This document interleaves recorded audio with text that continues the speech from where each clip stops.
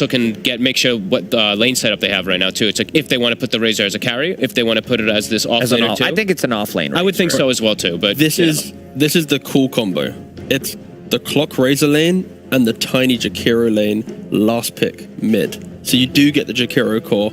If OG picks up a weaker side lane core, then you just have domination in every side lane. Also, I haven't seen a single tiny carry though in ages.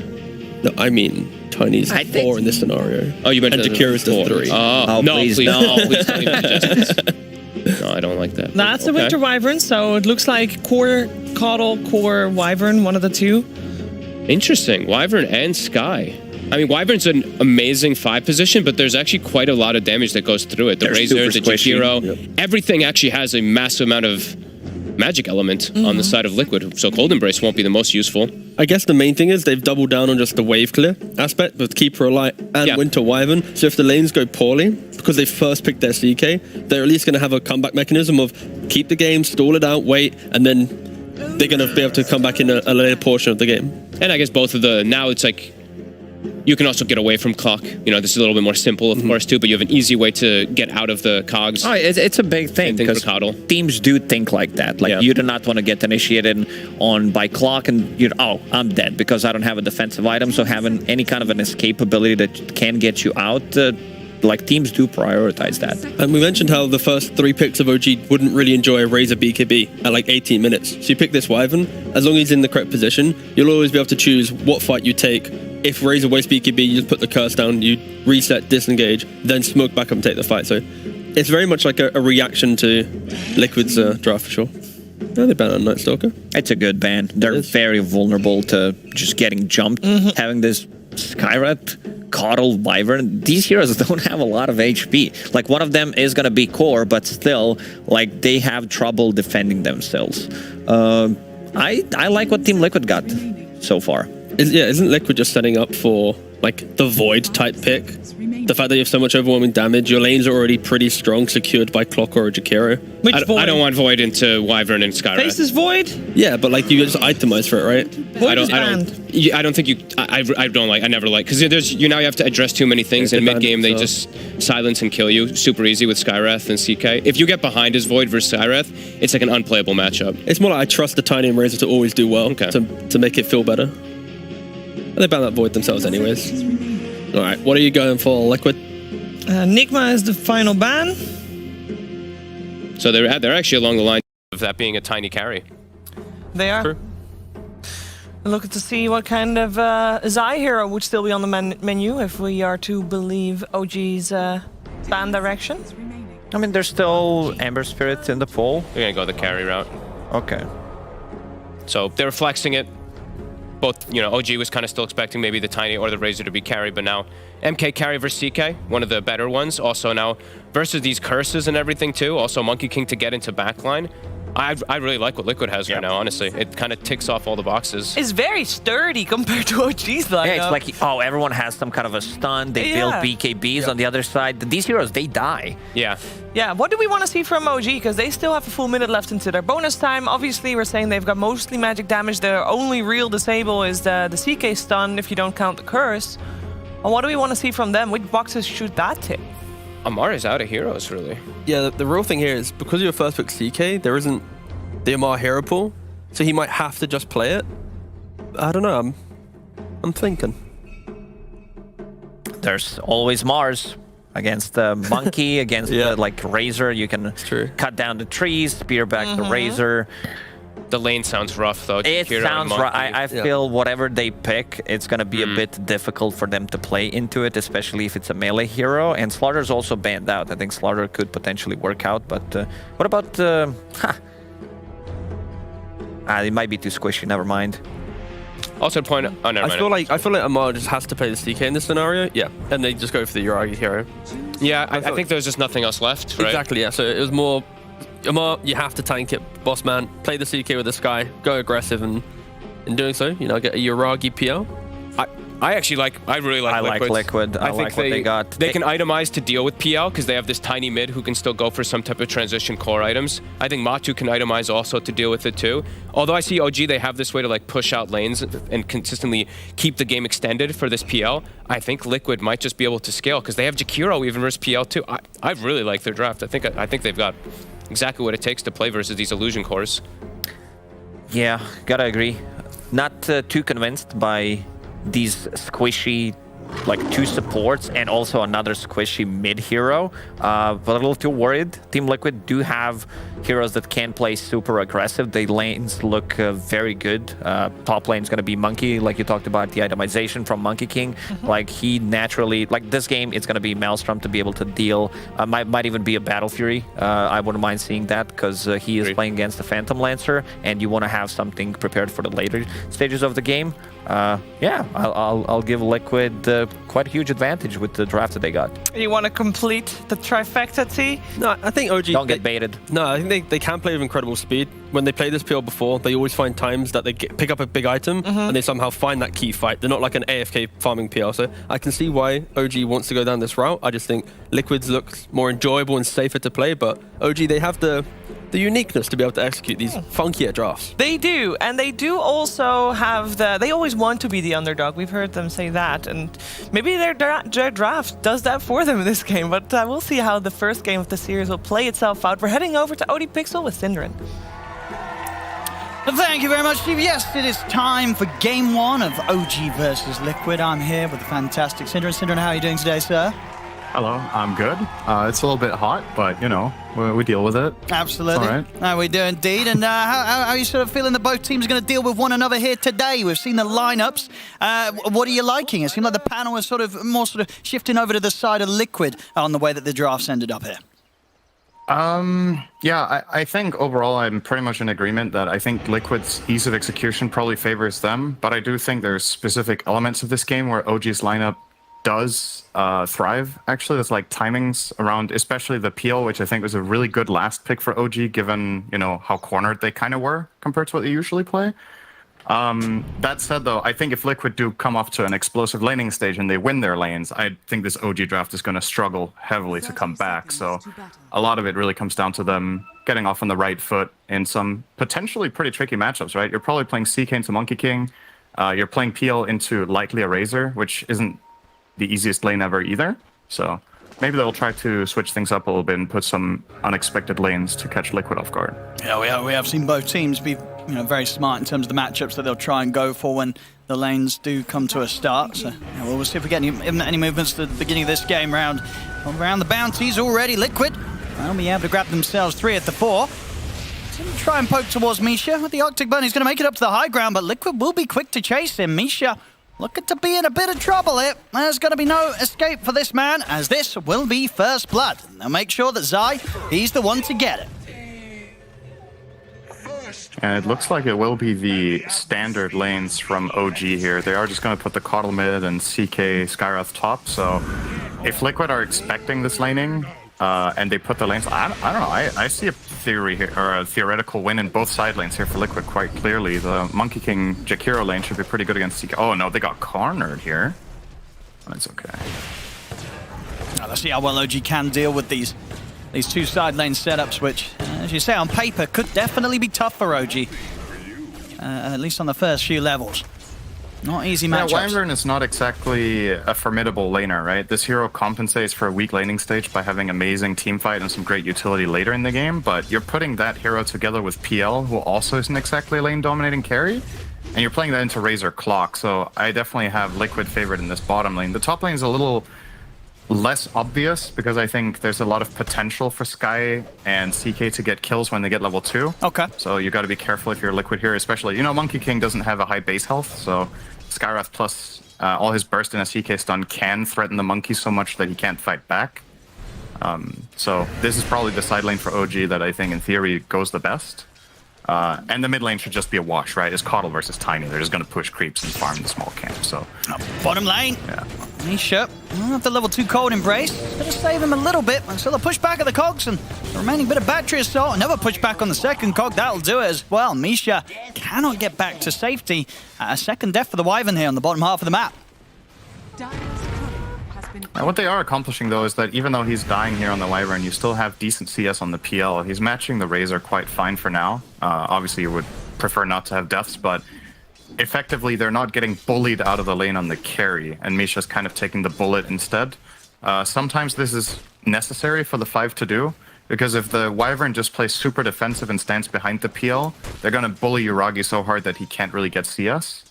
So Misha is playing up front, and that has cost him his life now in lane once. We'll have to be careful, but as you say, Yuragi able to CS decently so far. Top lane.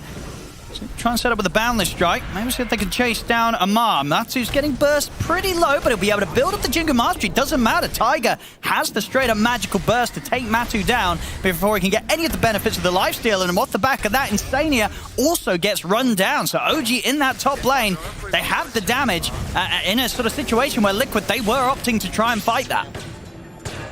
Yeah, and now the top lane is going to be a problem for Liquid, because if there's one thing Monkey King doesn't deal with very well, it's falling behind early in the lane against that lane with burst. Skywrath and CK are going to have the levels now to almost 100 to 0 him if he is not careful and doesn't use a very clutch Mischief on a key spell. He probably needs to Mischief dodge either the Chaos Bolt damage or the Concussive Shot if possible. It's like, you're sitting on 700 health. He's probably going to need to buy a Raindrop here to sustain himself. I'm not sure if that's what's coming out in the courier. And Amar has gone for... It is not. It's just a Jakira courier, so nothing for now. And Amar has gone for double braces. So he's like super high impact laning build. Really going to try to put pressure on. Oh, yeah, for sure. Yeah, Amar doesn't mind taking a few punches from Matu at all in this laning stage now with those early stats built up. See, in the mid matchup, continues to indeed just be straight up trader farm. BZM will be able to be a little more efficient with the stacking, of course, with the call, as he'll be preparing the jungle for him to clean up and get those that very good timing on the boosted traveler, as you would imagine. Yeah, Mickey is definitely doing a good job, though, with these 9 denies. This is one advantage that Tiny has against Caudle in the mid lane, is that Caudle a lot of the time has to... When he illuminates, it's hard to set up the lane perfectly so that you get all of the last hits, and Tiny with a tree will beat you on everything that you don't illuminate. So, yeah, definitely. I mean, aside from the top lane, I think everything going completely according to plan here for Liquid. So they can obviously compensate for this top lane having a rough start, but it is really important for OG to have something to hold on to from here. And how many games have we seen in this season just Amar trouncing the opponent with a good start? So yeah, definitely be on the lookout for the CK. That matchup against Razor is pretty good. The Tiny one can be a little bit iffy, but Amar can definitely find his moves in this game. See in the mid, Boxy did head over to try and disrupt BZM whilst he's backing up for the stacks, but couldn't quite control him long enough with the battery assault to allow Mickey to dive for tower and take him out. BZM does hang around actually to burst the wave once more. That will give the chance for Mickey to still step up and kill him. Came back to try and push out the wave once more with another blast. And yeah, came too close for Mickey. Walks up and takes him out 1v1. That's going to feel great for the mid-Tiny. Yeah, it's a really big pick. Not only that, but the top water rune is still available, 5 minutes 20. The Caudle just never went and got it. So if Mickey realizes that, he can get a full refill here pretty much from that water rune, but it doesn't look like he identified it just yet. He's probably in disbelief if he goes and checks I think that it's still there. Yeah. But that might just expire at this point. How often do you see a water rune expire in Pro Dota? I think he's going to check. Is he going to check it? 10 seconds. He's heading over. Yeah, he's going to be able to grab it. He's checking for the 6-minute run. He's like, wait, what the hell? Was it water run? It's here 10 seconds early. Nice. And there we go around the wall. Kill top Amar. Just grab Insania there together with Taiga, of course. Misha's going to fly away here. This matchup for Clockwork is kind of iffy. It can be okay in the lane in the start, but obviously Arctic Burn is always going to enable you to distance yourself from the clock. And a lot of the time when Clockwork goes in, he sets up the team to follow through, and the moment that happens, you're giving the enemy a potential curse. So Clock, Tiny, and Monkey King need to be careful in the mid game here how they play against the Wyvern, because aside from the Clockwork, they don't really have the best catch for a Wyvern that's well positioned in the backline. You can maybe flank with a Monkey King from the trees, but ideally Tiny is not finding Misha in fights if Misha plays it correctly. Sure. So that is definitely something they're going to have in the back of their minds. Oh, Amar's in trouble. Yeah, top lane. They're going to bring the resources in to try and take down Amar, and they'll successfully do so. They needed to make this move. Amar, top net worth right now for OG. They have to shut him down. We've seen it all too many times before, as you said earlier. Ma, if he gets a good start, he will carry the game.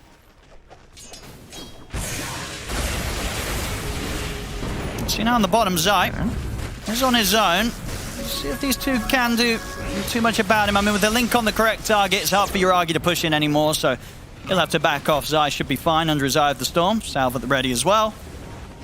Just a little too hard for Misha and Uragi to focus right now. In fact, Zai, he can get back in and maybe find Uragi.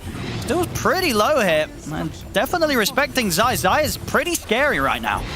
In fact, the plasma field's up. He's going to get kills out of this. He's going to be able to take down Misha. Uragi will jump back in, but he's still incredibly low. Avalanche from Mickey. They're going to be able to clean up both kills there on the bottom lane. Zai just, realizing this point of the game where he was just able to run them down, create enough sort of attention that time was brought for Mickey to head down and help clean up. They get both kills. And just talk about a value skill point. That rocket flare did everything there. Gave him the vision, gave him the knowledge about what he could do, and also the fact that there's no TP rotation coming. He feels safe going for the dive when he knows that. All right, deny on the rune from BZM. Dire's middle tower. Yeah, I believe BZM Foxy there, but yeah. Pretty much just picked up his bots. Like he hadn't got them quite in time to be able to turn up and do anything to help out to that bottom dive that Liquid were coming in against. Oh, Misha, not again. Mickey with the wraparound, able to burst through Misha, and Uragi, he's just TP'd into here. He kind of needs help. I see the rocket flare again, giving this perfect vision behind the tower.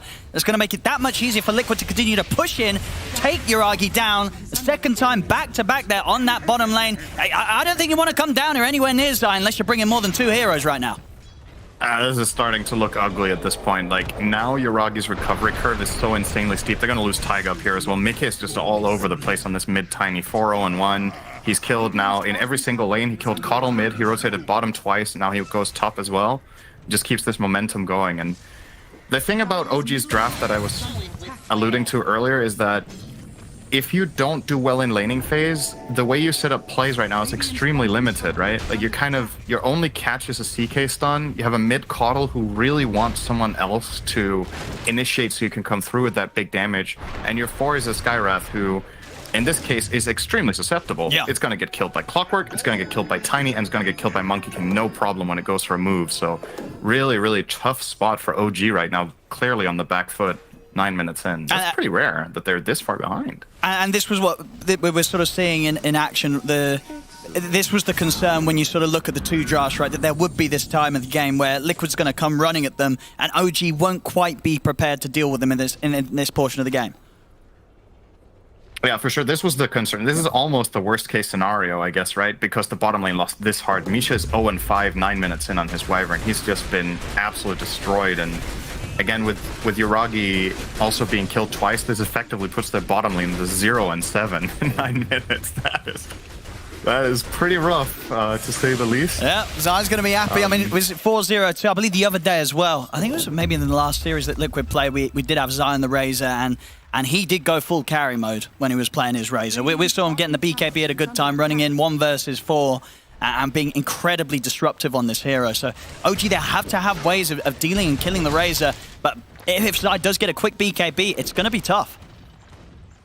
And it goes back to the draft, right? Which I thought Liquid's approach to the series was really cool in this first game, that they banned out the Timber and Viper, and then they took a Mars Razor. So they're like identifying this is where, in the first phase of strategy, we can have the highest impact by just denying him his heroes that they always open with. Let's see what they can do here. Could be trouble here, though. They want to try and take down Zai.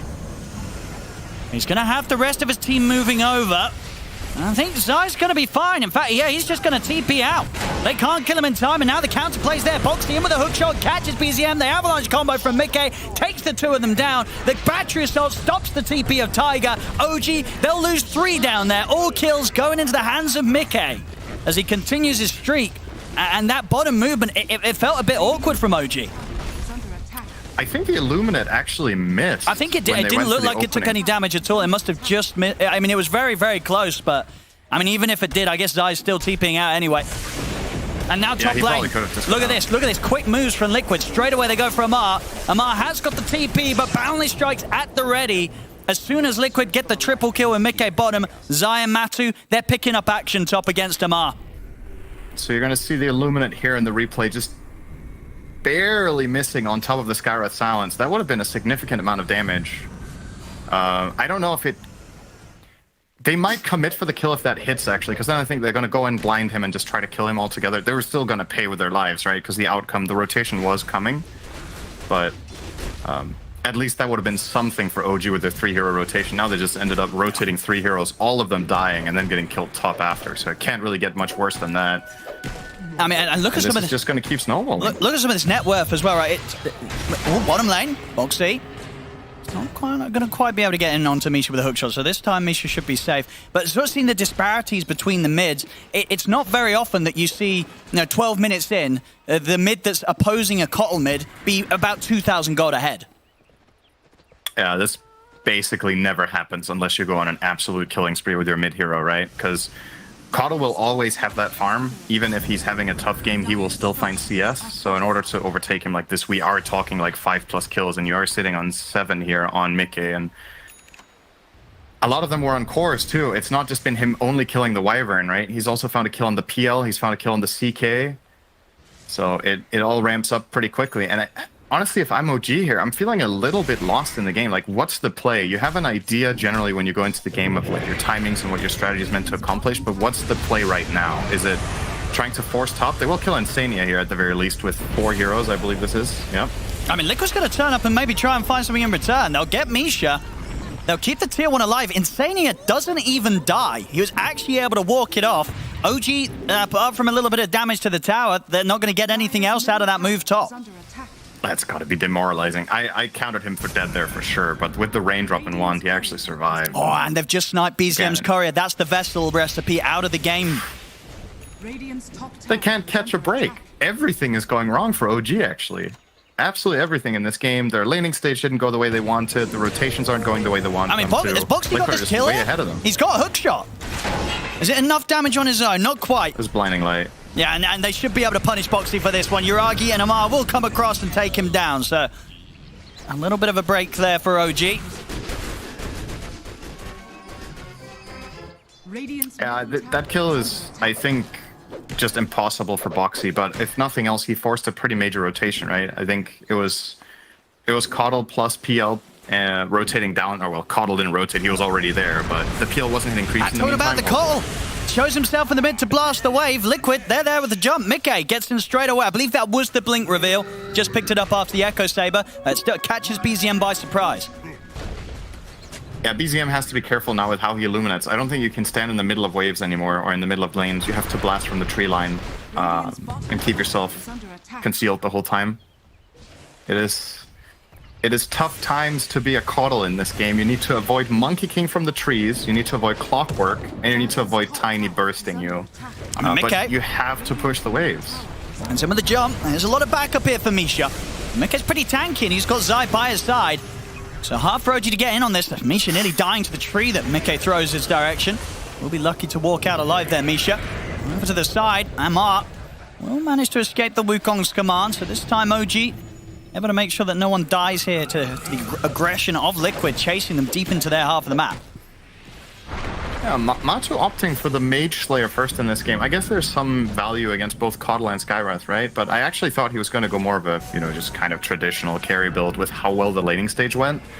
This does mean that he will ramp up slower on this Monkey King than you could with a usual farming item like Maelstrom or Battle Fury, but his other cores are doing so well. It's probably going to be fine. To the side, again, Boxy, hookshot straight in onto BZM. He and Misha will go down. We'll see Boxy should die in return, but Amar had to commit in for it. So loses his life. Mickey Tumblers toying forward to close in on Tiger, gets the toss off. 4 dead on OG. And look at this, straight away towards the top. Uragi is going for the TP out. He's actually going to put a stop to it there. No, there was no Boundless Strike available. Mickey was coming in, so maybe he would have avalanched him in time anyway. But that's him gone. Was that a long TP from Mickey? I think. Would Uragi have been able to TP out if he didn't cancel? Because I think he did just cancel because he thought the Boundless was there. I think he would, but he thought the TP was arriving earlier than it really was, and then he canceled and went for the doppelganger to try to avoid a potential Avatos combo. So just misjudged the situation. We're probably going to see that in a replay. Let's have a look. Indeed, Matthew, the first TPing in would have prolonged the TP from Mickey. Yeah, he's definitely out here. Maybe he thought there was going to be a Boundless. He thought there was a Boundless, but it was still on cooldown for 4 seconds. Yeah. he was not aware of that. So this makes a lot more sense, right? Because he thought the monkey was TPing in with Boundless ready. So. And back in action. The Liquid, they're going to continue to bring it. Toss there from Mickey, gets the two of them grouped up. Amar and Tiger in a whole world of pain. As they'll fall again. 24-5 is 17 minutes in, 11,000 gold lead now. Liquid, they're turning up big time here in this game one against OG, and I think we're seeing from some of the moves from OG. It's almost as if they're sort of stunned with this opening that Liquid's just running them over with. They're kind of losing the plan. Yeah, I will definitely say if this was the plan, then it was a bad plan. So it's this kind of game that can happen when you have a strategy that is this reliant on not getting stomped in lanes against a lineup that has strong lanes and then transitions like a beast into the mid game. It's kind of funny to see OG be pressured like this, because this is what OG have done to a lot of other teams, right? It's just some of their own medicine with the first pick Razor, and then all of these like stuns and aggressive heroes to combo it up with. That's a dead Wyvern. And look, we see as well, look, Matu setting up with some tree-on-tree action here. Yeah. Looks like OG won't head into this area. They know it's dangerous. I mean, Yuragi is still pretty far up the lane. See Matu try and start something onto him. I mean, the backup's coming in. Yuragi gets caught by the ice path. A couple of hits from Matu. Doppelganger will be out in time. Is there any way Yuragi can juke this? Matu jumping up to get vision. Yuragi tries for the TP out. But Matu will be able to hop off the tree, finish him off, down the lane. Everybody else on OG dying. Apart from Amar, as he's the one able to walk out. Misha just respawning, but 28-5, the kills continue to roll in for Liquid, and OG just not being able to achieve much at all against this pressure. Yeah, I was going to say earlier, I wonder if this is going to beat OG's fastest GG record out that they had against Tundra, but I think they have outlived that now, but it's looking about as grim as it did in that game, if I'm honest. Like, you've got to pull out some sort of heroic team fight. You need a curse that kills a core, ideally. So you need to catch someone next to probably the Tiny while he has a tree and has Echo Saber ready. And you need to... Well, this might start off something. That's at least a free pick on Boxy. So... there's just not many bright points to look at for OG here, really.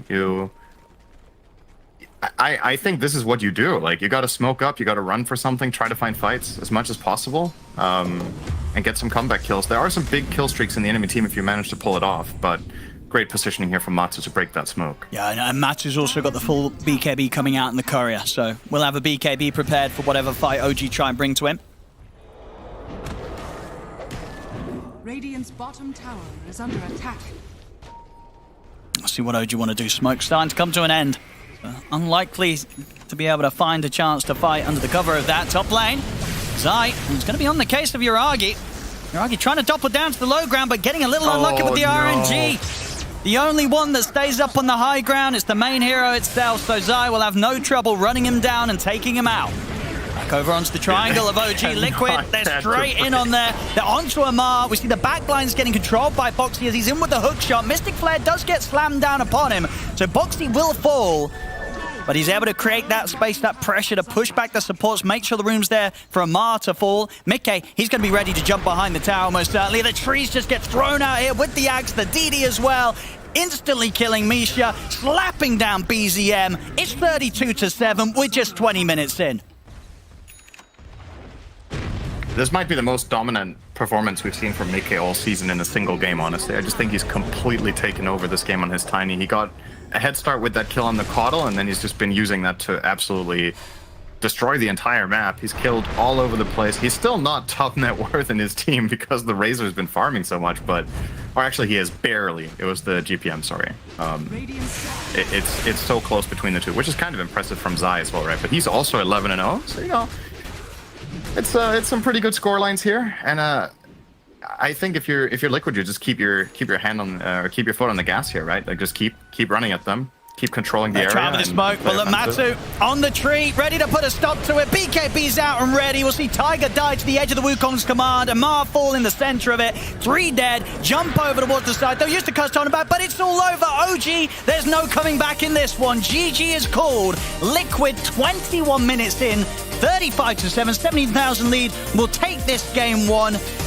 What a performance then. I think without doubt the best that Liquid's looked, and against a team that I think, if anything, most people were at the least expecting a close game, and probably quite a few expecting OG to be the the stronger side here today, but this game one, it wasn't close at all. Yeah, this was a total stomp. I think even after seeing the draft, I gave OG more credit than what they showed in the game here. I just think Liquid completely crushed them all the way from the laning stage. I loved their movements in the like 10 to 15 minute mark. They're just running across the map, killing everyone, not letting OG farm those items and push those waves. And let's keep in mind, this game is actually super important for both teams. If OG lose this, they don't get a tie for first, so they get less points. Well, actually for them, I guess it's less important. They're qualified, I believe. For Liquid, it matters a lot. And for OG, I mean, I guess you could argue, are Tundra guaranteed TI if they don't win here?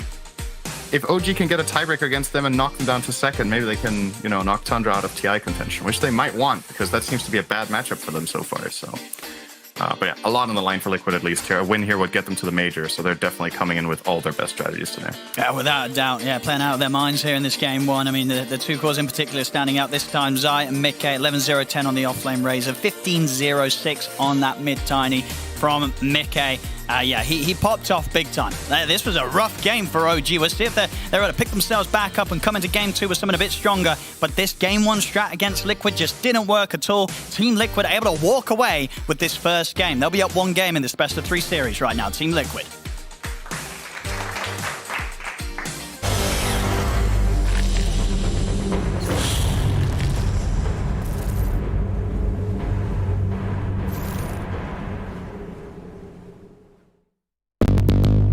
What's your style?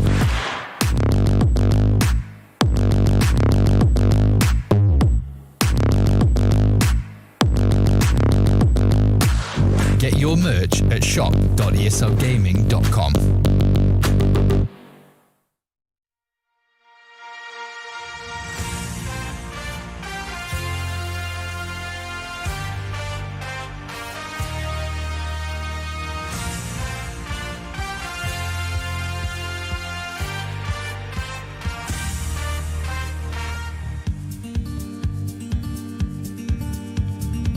We're so connected, even though oceans apart. You are the person I call home. Need to be near you to feel closer to your heart. Without you, there's no place to go. I don't know where I end or where you start, because I just want to be one. I need for you to know that from the start you weren't alone, because you're the one. Give me wings to fly, to lift you up and away, to save us from this pain. Oh, let us blow, be swept away, swept away. Your wings to fly, no more chasing the day. There's love hiding away, and let us blow, be swept away. Swept away, swept away. I'll always be there even when you fall apart. I'll always help you find your way. When all the lights are gone, I'll be there in the dark. My love for you is here to stay. And every time I feel I want you by my side, so you can feel it too. I want you to see the things I see, and when you smile, I'm smiling too. Give me wings to fly, to lift you up and away, to save us from this pain. Oh, let us blow, be swept away, swept away. Your wings to fly, no more chasing the day. There's some hiding away, and let us fall, be swept away, swept away, swept away.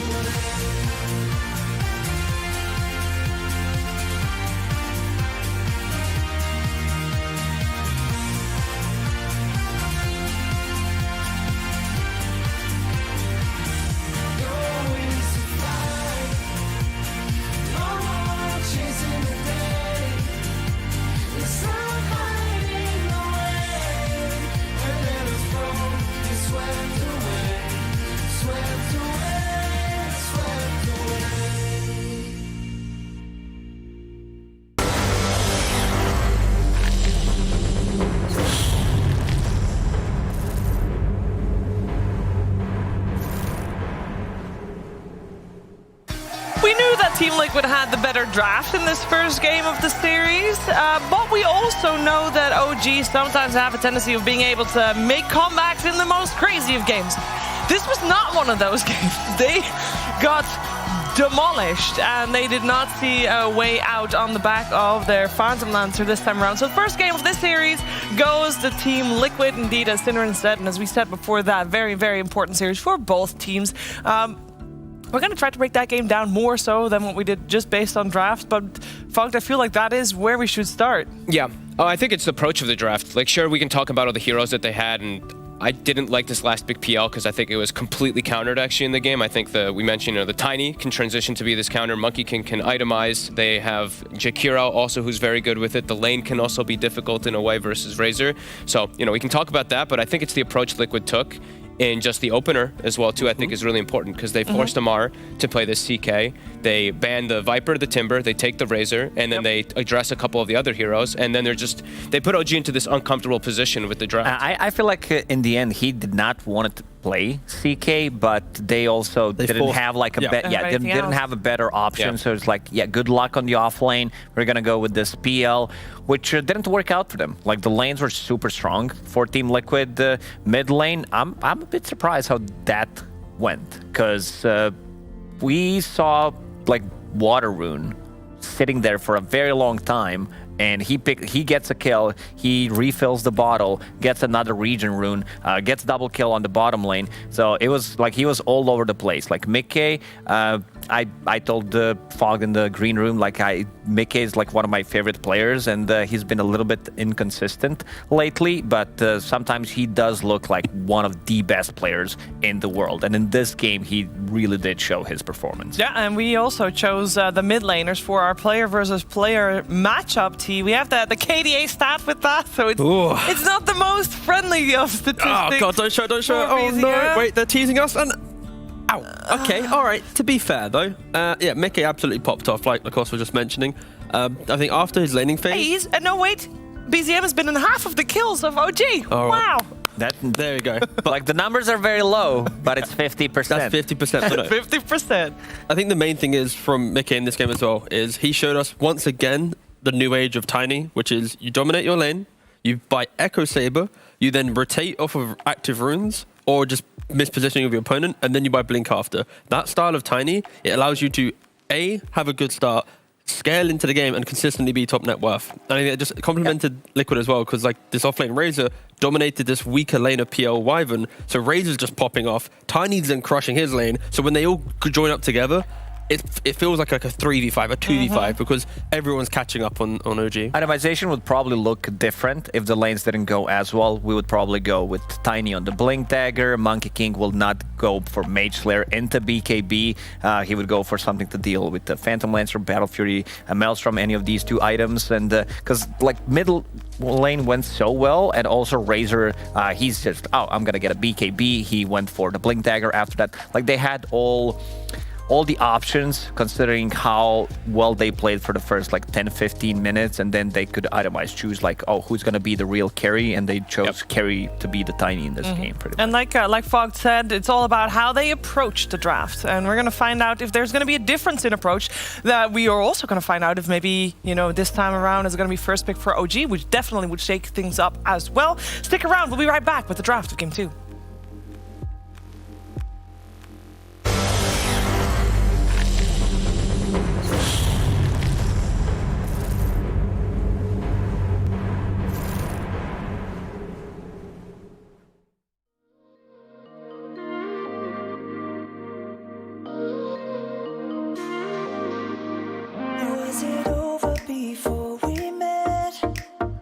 Could you love me again? 'Cause you're the memory that I can't forget. Something more than regret. If we go back in time, can you forget the lies? And I'll believe when you deny. We've always been the same, playing our selfish games, but never learned to say goodbye. You're my type, but I'm leaving you with or without tonight.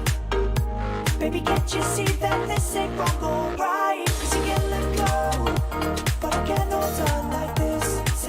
let go, 'cause I can't go on like this. You said it's over for a reason. If only words give me that meaning. You wanted never to believe it. Think we're addicted to that feeling. Lately I'm dreaming about you and how you can take me right back to where we started. 'Cause I'm going crazy without you. I need you. Just let me right back to where you are. Can we go back in time? Can you forget the lies? And I'll believe when you deny. It's always been the same, playing our selfish games, but never learn to say goodbye. You're my type, but I'm leaving you with or without tonight.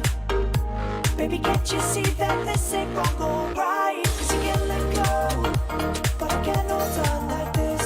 So you can't let go, 'cause I can't go on like this.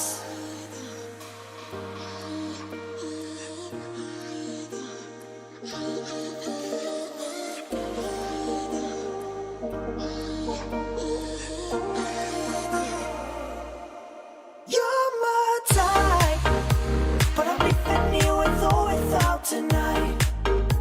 Baby, can't you see that this ain't wrong or right? 'Cause you can't let go, but I can't hold on like this. So you can't let go, 'cause I can't go on like this. So I'm leaving you with or without tonight. Baby, can't you see that this ain't wrong or right? So you can't let go, 'cause I can't hold on like this. So you can't let go, 'cause I can't go on like this.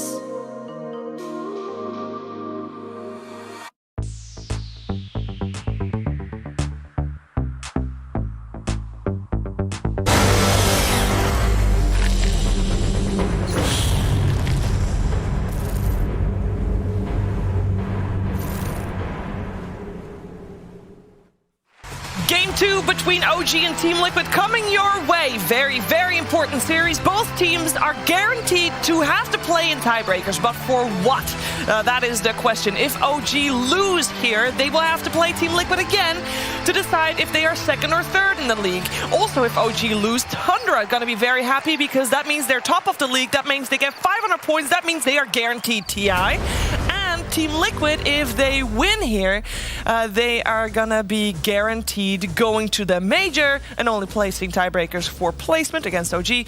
But if Team Liquid lose here, they're gonna have to play tiebreakers to decide, whoa, if they're gonna go into the major. I'm getting very distracted at the moment, and then OG and Tundra are playing tiebreakers for first So is this place. important? It is very, very important. It's important. Also important, Team Liquid chose first pick after OG chose Dire. And look at the way the draft already progressed. Oh, go ahead. No, it's important. No, it wasn't Okay, really that okay. important. But draft-wise, But the game is important. it's the same thing, It really right? is. It's the Viper, the Timber, and the Raid. Exactly. That's exactly what I was going to say. Yeah. And we see the Puck Marcy band. The Puck moved up in a little bit in priority, because OG didn't want to play versus it. But yeah, they're just going to now probably take out those other Amar heroes, and we'll see what he's going to be put in position to play. I don't know if he wants again. to play CK one more time. I feel like he wants to play something different. Yeah. The CM change-up, it does give a vibe of this is more of a stronger safe lane now. Yes. Rather than it being... Because like CK Sky, you feel like, we'll just put that in the off lane, right? A CM pickup, it's like, okay, we're thinking more about that. But we mentioned in the previous panel, or the previous draft, when you ban out Viper, Timber, Slaughter, you pick Razor, you're already getting into territory of what's his next hero, right? Some might argue like a Night Stalker and stuff, but he's not really shown that this DPC at least. Yeah, CM, it can be a little bit stronger, but I still think like similar issues of like versus something like Razor. Razor just gets on top of you so quick. Laning phase, you have this annoying, like Plasma Field takes out half of CM's health, literally. I mean, CM shows in the lane, she loses half her health. Yes, so different approach, but I love the opener that Liquid has, as we said, pre-show even. The way that they've kind of been flexing this like tricore, Mickey playing his Tiny multiple times. He's like the carry. You always have scaling with these two heroes. Yep. Like, they can also flex them quite a lot. We can have this Tiny being played on position 4. Most likely gonna be a core here, considering there is a CK in the game. So, just looking at the openers, I still prefer what Team Liquid has in this game. And OG, they're the ones banning out Keeper of the Light this time around. Yeah, I don't think they really want to pick up multiple backliners with only a CK. It just makes the draft and whole game feel a bit different.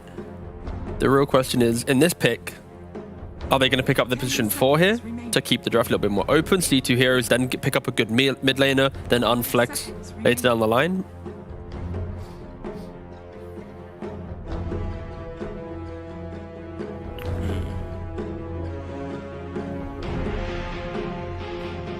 Indeed. I'm just looking at the CK, and I'm just scared that it's going to be one of those things where nowadays with first phase CK, by the end of the draft, you're like, what? We have to put the CK somewhere. It never feels like, damn, look how good this game feels. So I'm already a little bit worried. Gotta put him somewhere. Noted. Yeah, noted. One bad pick or one pick that makes it a little bit weaker or more pressure on CK, it's already a harder CK game into, you know, the Razor and the Tiny that we saw in that previous game. So every pick is very crucial to keep the CK to even have a game.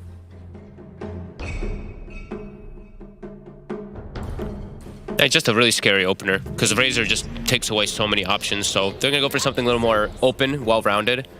Can be flexed as well, too. Of course, we've seen 4 players, 3 players on OG play it. Yeah, they pubbed it in carry and they played it in every other role. Mm-hmm. Seb kind of forced this team to play Windranger. Yeah. They probably didn't want to play it, but like, oh yeah, it's your signature right now. We have to go with it. They might still just Shakira. Because now your CK is either off lane or carry. Team Liquid, Exactly. they So banned out Oracle last time around, and now against the Windranger, especially if it's a core, to have a Dispel mechanic. That's true, yeah. I think Jakiro Oracle can definitely fit. I kind of like the Jakiro more because it's the CK, you already It's see it. stronger. You're already lane. tanky. You have the Ice Path for the ult. Yeah. I Lane wouldn't is be really surprised good. if they just keep the same draft. Like, actually, obviously Clock would be picked, but yeah. Okay, Dawn Jakiro then? Like, that just sounds so annoying. You jump a hero from a distance at a Macropire and Ice Path to Solar Guardian as well. Like, that's a lot of just innate tankiness. I think that's the main thing against OG. If you're able to draft a lineup that just syncs up very nicely and is naturally robust and every hero has like a defense mechanism, you can play up against these quicker skirmishing lineups because you're able to rebuttal for a little bit longer. I was thinking even the Brewmaster could come out, but maybe not in this pick. Maybe they can save it for something last if they do true. like it. But Double I think it's Dispel. something Yeah. else that they can use versus CK. If they do see that it's going to be carry and versus Windranger, the Storm Panda is insane. That would have been a cool double pick. Jakiro Brew, secure both lanes, secure the game. Like, that would have been a nice little double pick for sure. And then they make CK like a support. Or something. Yeah, exactly. Yeah, Misha Boskin, yeah. But no, I go think that, Jakiro, yeah. it looks amazing, this game. It's good versus all 3 heroes. It secures lane.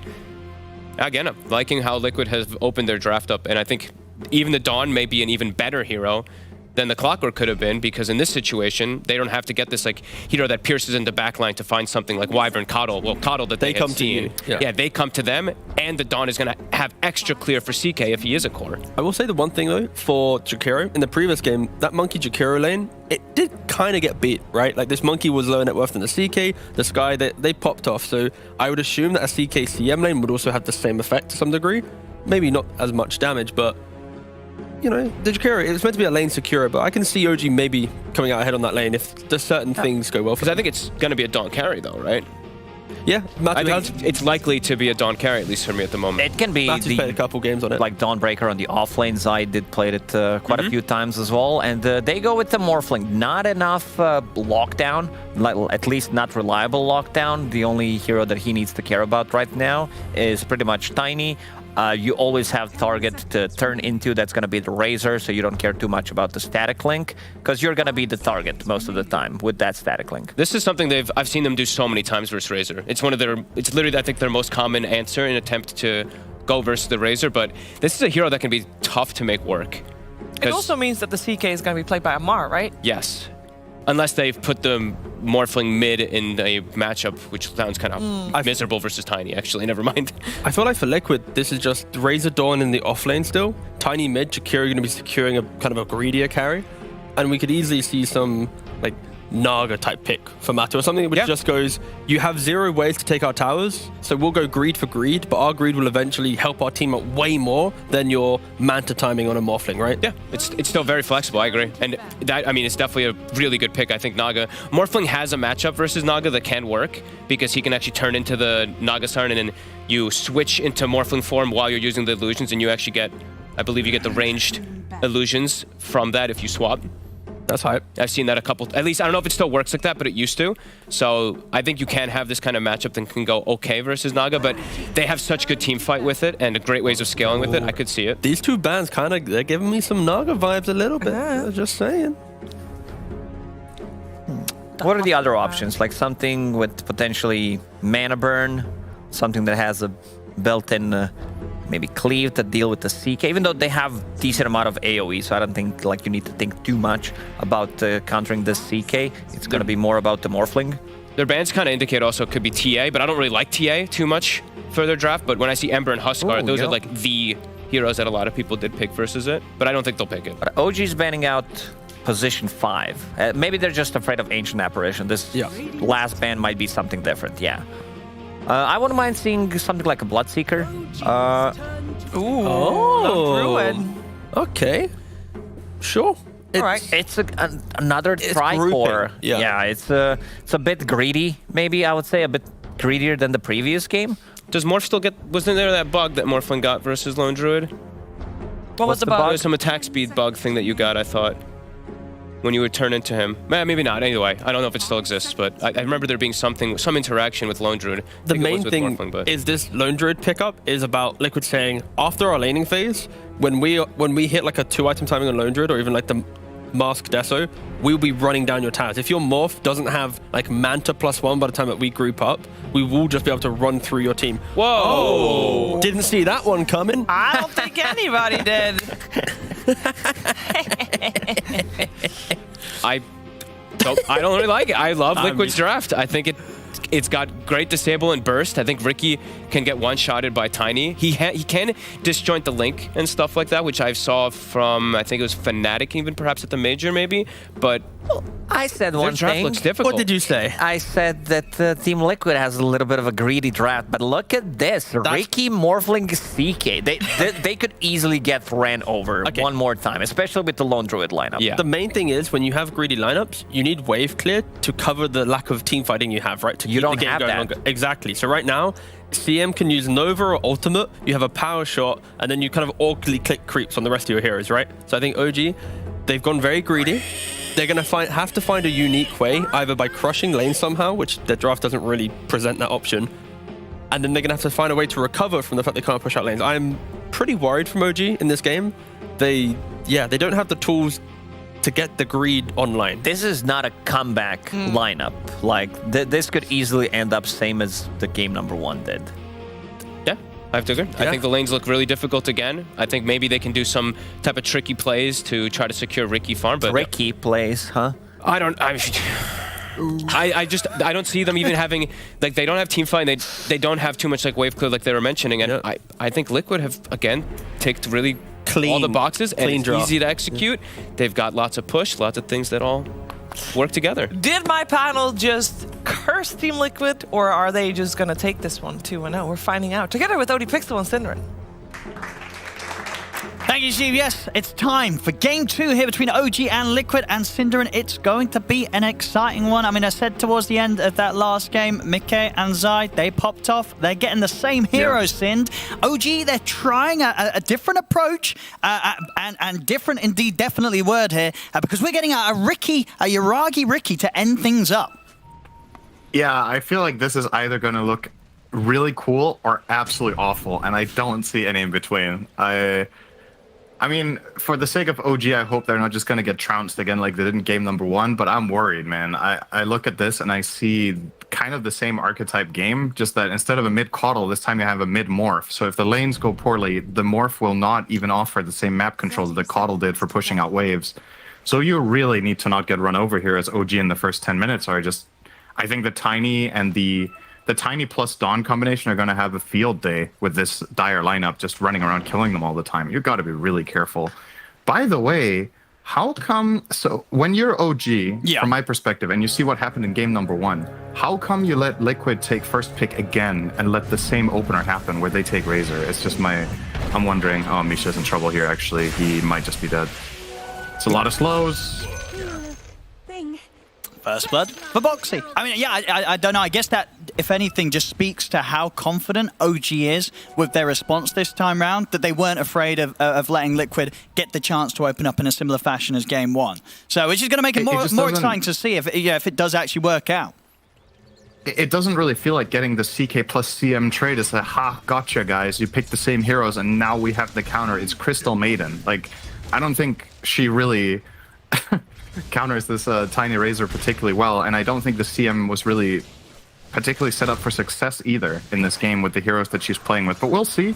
I guess at the very least this time around, Yuragi, instead of playing the PL into the Razor, he's playing Ricky, who can very easily escape the static link, so that's one major upside is the Blink Strike. As long as you're playing on the enemy creep wave and you have the Maiden behind you, you can always just blink back and negate that impact from Zai. And you know what? I'll be the first to admit that I was wrong if OG just crushed this game. I just need to see it to believe it, you know?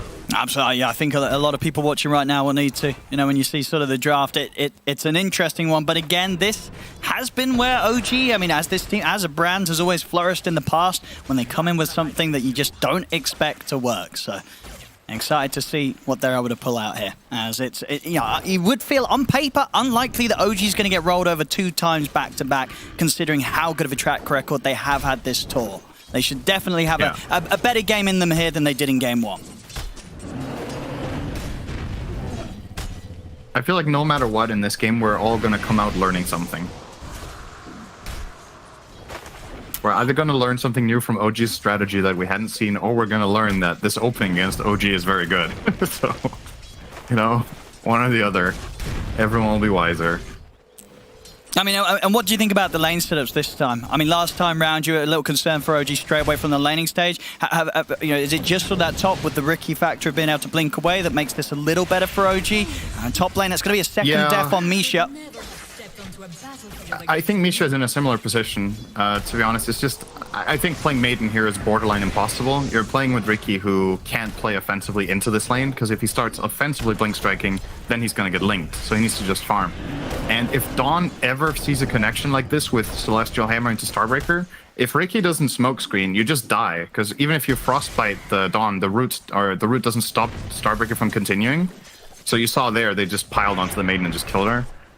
Might be a little bit of a return here from Yuragi, perhaps, if there's enough damage. Well, they got the frostbite. There's stick charges. And Boxy actually with the fairy fire as well. He's going to live, and now Yuragi, he has got the blink strike, so we'll be able to break the static link. Nice fairy fire. Yeah, indeed. Boxy, that was needed. But yeah, now they're going to get bullied again by Zai. I mean, Yuragi, he's got a blink in a second, and we'll be able to get into the fog, so we'll stay fine. How are they doing on the regen on this top lane? Yeah, they only have tangos, so this is going to be rough. And Boxy had a healing salve, so he can just continue. He's going to kill Misha here. He's trying to stop the pull. That's another death. Which he will. 3 deaths already here, 3 minutes in. Another rough start for Misha.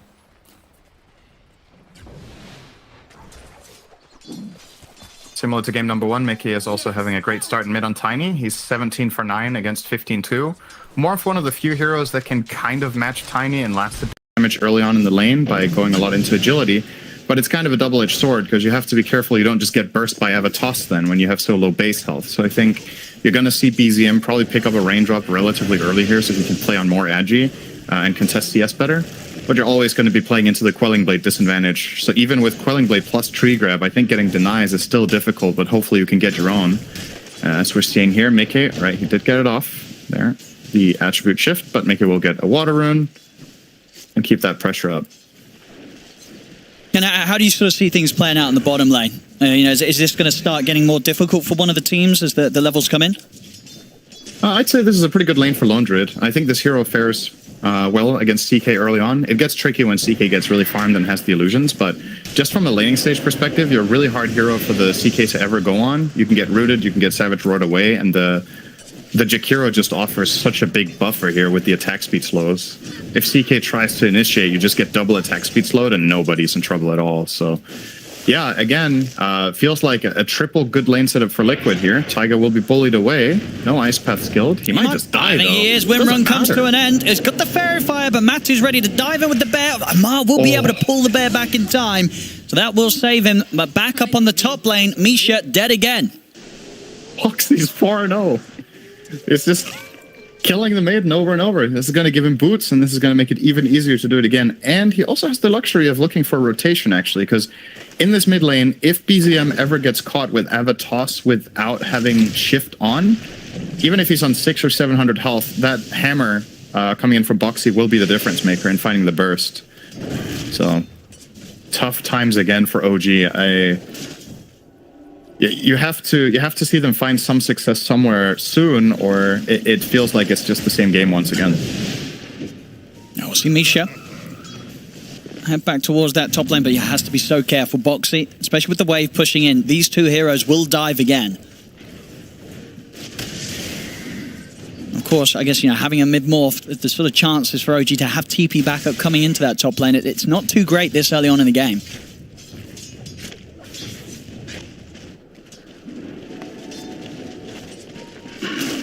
As we can see right now, all three cores of Liquid top spots right now on the CS.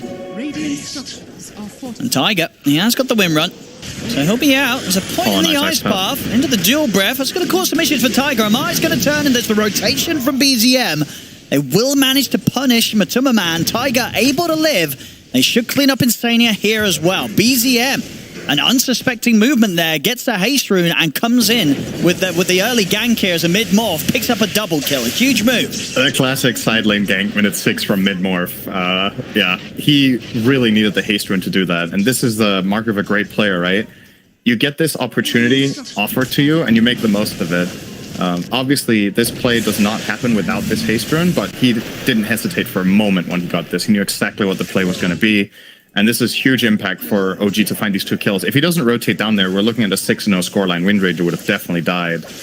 And Amar might have even been in trouble afterwards, because there was plenty of mana where Insania got a couple more mangoes or something. So, yeah. That was important. It's still looking hard for OG, but it's the start of a potential recovery with Morph getting more of a game. Oh, big damage being done to the tower top. Already less than half HP. Misha in trouble again. He's going down once more. Mega kill streak now for Boxy. He's 5-0-1 as they just continue to relentlessly bully Misha in this top lane. 6 deaths now on the Maiden.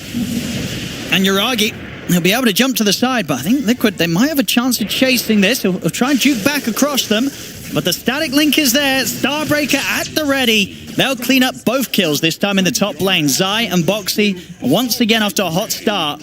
We saw what Zai was able to do with that last game. He's on the same trajectory here. He's 2-0-5 already, 8 minutes in. Yeah, so just like last game, the Yuragi Misha lane now is 0-7 minute 8. I think this is a little bit earlier than last game when it happened minute 9. I think so. It's rougher this time. But the good news for OG is this time only 1 death on Ricky instead of the 2 they had last game on Yuragi's PL. So a little bit better in that sense. But man, we're really looking for a silver lining here for their safe lane in these 2 games. This has not been pretty. It's been a rough one both times round. And meanwhile, over on the safe lane of Liquid, whilst they did get caught off guard by that earlier movement from BZM, outside of that, Matu farming just fine as the safe lane lone druid. Very hard without a +1 for OG to make those moves. They do need those rotations if they want to try and go for kills, catch out Matu and Insania.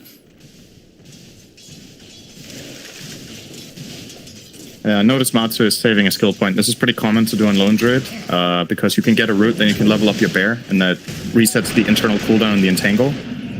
So this way he might find a kill later on, and he doesn't need the extra level in bear, because he's just free farming anyway, so it doesn't matter. And now he's reserving an additional skill point, so he can either skill Savage Roar or True Form, if that's needed as well. Finally a kill on Boxy here. Yuragi will get that. That was a 4-man rotation from OG to finally get something. Big kill for Ricky, though. That's a major recovery from him getting those, like, 400 gold that he got from that kill. Yeah, needs everything he can get here. Yuragi right now, as you can see, at the bottom of the 6 cores in the game.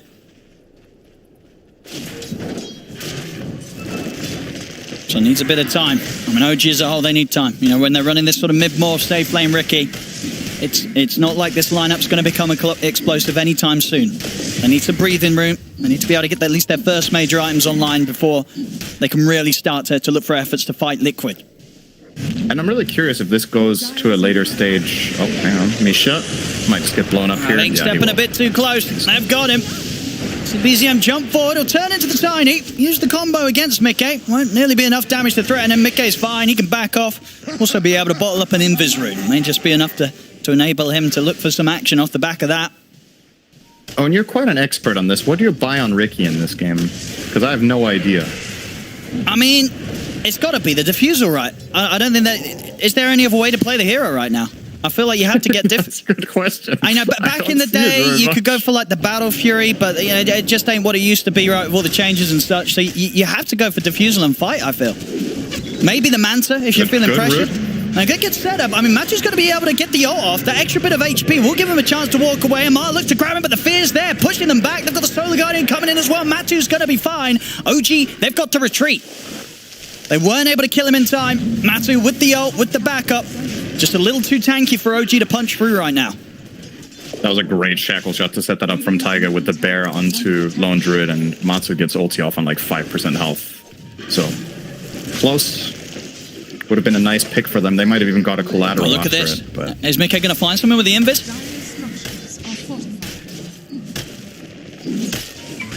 Let's see what he's got here. Yep. There's the setup. Ice Bath to follow up. There's no save here for Amar. BZM's heading over. May see if he can get something in return. He's got enough burst to get Insania. Mickey will have another round of spells in a second. It would be a big kill if they can take down this Tiny, the three of them.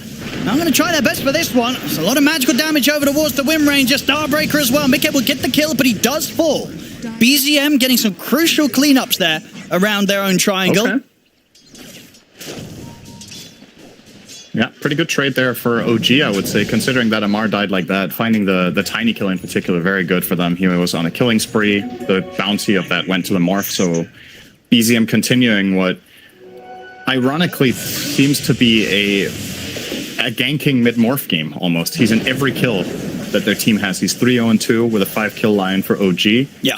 And I said, compared to the Coddle from last game, that BZM was going to struggle to find the same impact in terms of at least pushing waves, but he's finding picks instead on the mid-morph. No, he's building a carry route. No E-Blade or anything like that. Obviously, it's not as good as it used to be. He's going for a Dragonlance after Yasha, so I guess just man to Dragonlance Scotty is probably the build this game. Seems pretty stable. Yeah, and I like it as well. I think, BZM's got to go full carry this game. He knows that his side lanes have struggled. It's not been easy for his other two cores. And BZM, with the start that he's had, he may just have enough of a beginning to be able to take this game on his shoulders. So excited to see what BZM's going to be able to do with this sort of lead, because he is going to have to do a lot here to hold back Liquid after the start that Liquid collectively has managed to build up here. 13 minutes in, 10-5, 4K lead. Well, Iragi roaming around a little bit here, and Ricky would probably like to find some more farm, but the map is not very safe right now. Top lane is a Mars. The bottom lane, you're aware that there is a sentry, and there's missing enemy heroes that could just take you out within the blink of an eye, basically. I think the Dawn plus Lone Druid could easily kill him if they set it up and get a root. But he will finally muster the courage to go to that bottom lane and get some CS and try to gather a little bit of intel here, running to the left to see if there's any heroes. And now that he knows that there isn't, he feels pretty safe to take at least this one wave. But you see they're already hot on his heels. This sentry is pretty well placed. If they find a fear, nice TP out. Yeah, he knows he can't risk any moment hanging around when Liquid come hunting for him. Still incredibly vulnerable at this point of the game, Yuragi.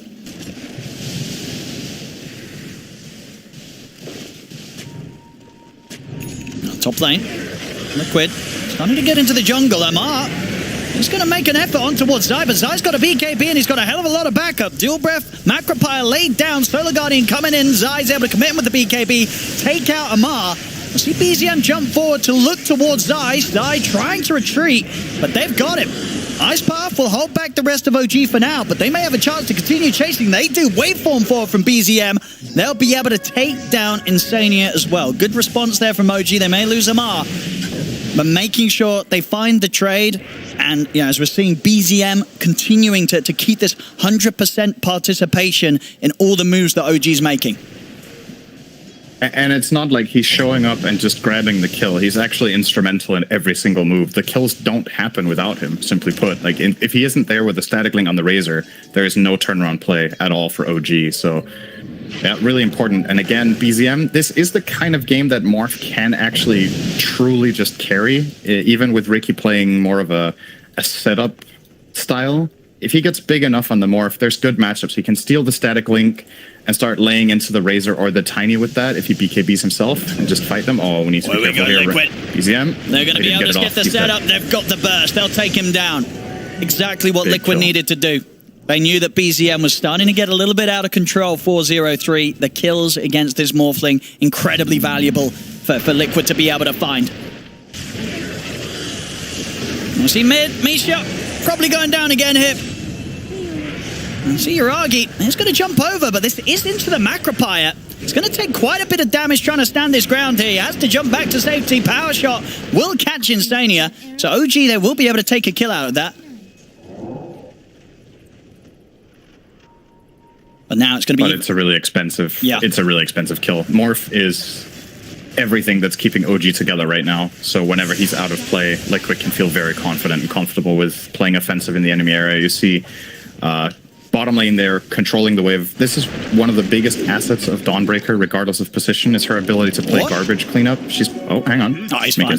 He's got haste rune, and even if he's threatened the Solar Guardian. You just effectively park your Dawn down here, and it feels way better when you play support, but there's even situations in the game that you can do this as core. You just play the worst lane on the map that nobody wants to be in. You throw hammers to push the waves, and you're globally ready to join the fight. So it's kind of like...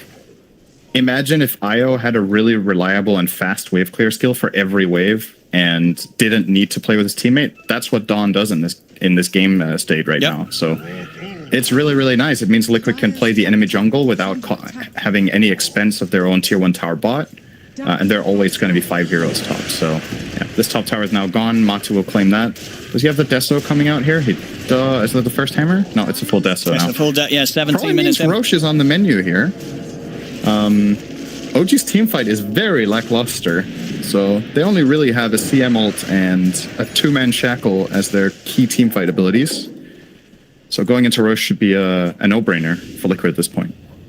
Yeah, absolutely. And yeah, that CM ult's going to be almost impossible for Misha to get off in these fights. So many things there to put a stop to it, and multiple ways to just kill him off. Right now, not even offering to put the point in it. Knows that it'll be too difficult to stand this ground.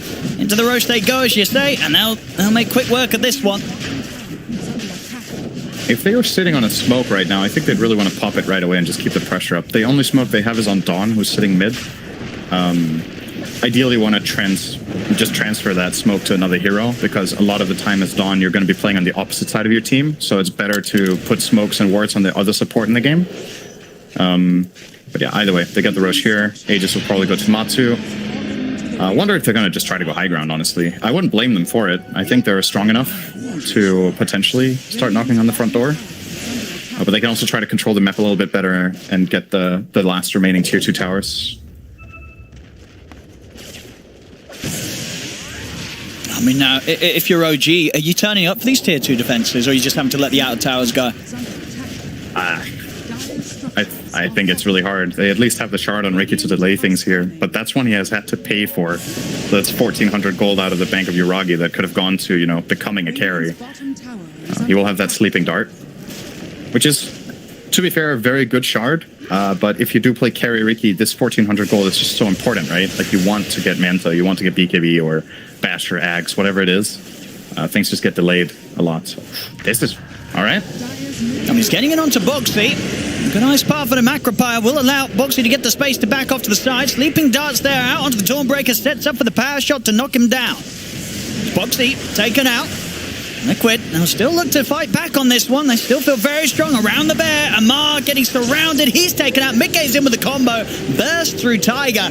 See the ult from Misha off to the side, but it's not quite clipping onto anyone. And Liquid are kind of ready to just charge straight into this Zai.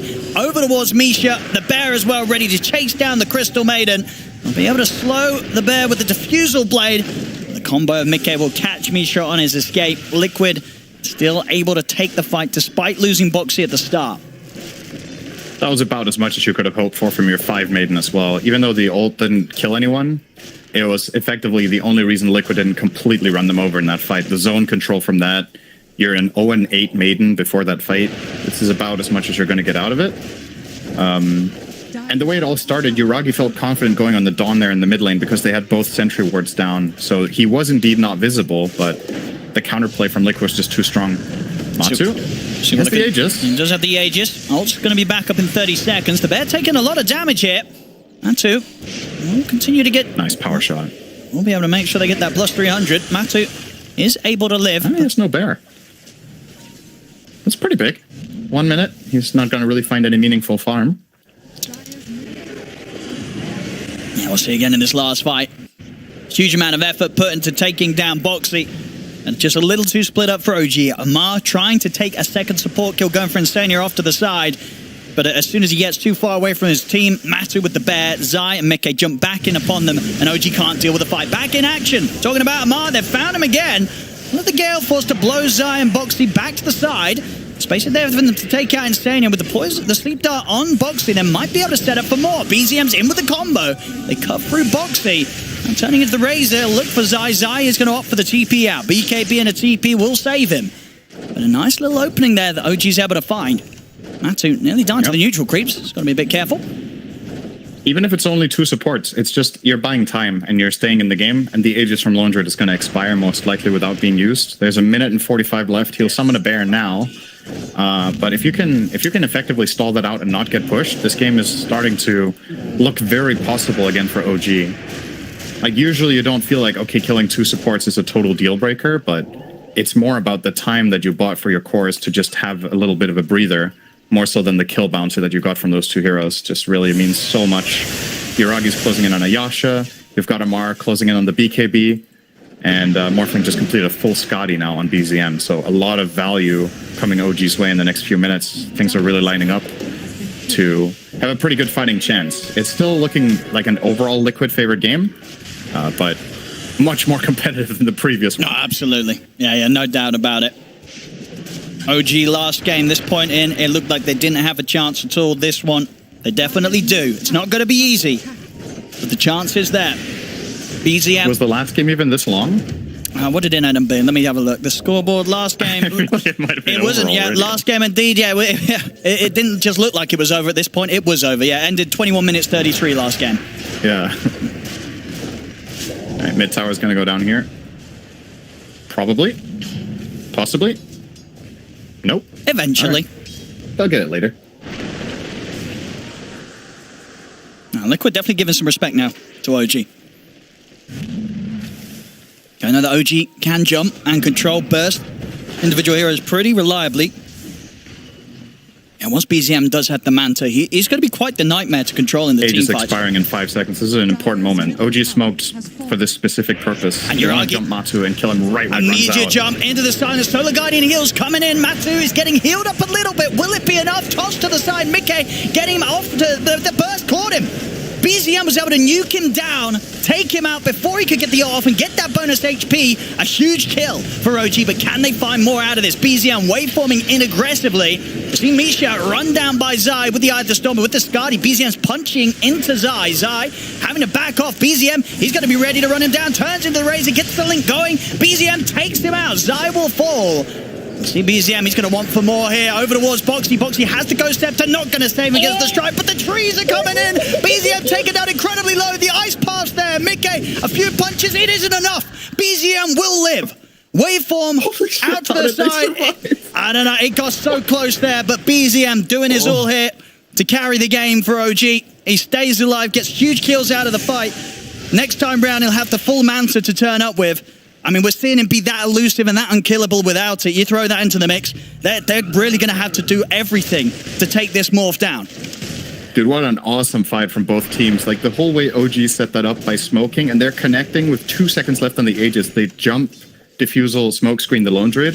They almost kill him. He gets tossed away by Mickey, and it delays that inevitable kill that they did get, but it took them a lot longer and a lot more resources that they wanted. And then this final tree toss combination into Ice Path is just so close. Jesus Christ, that was... Oof. Imagine this with a Crystallis. That's just a team wipe right there.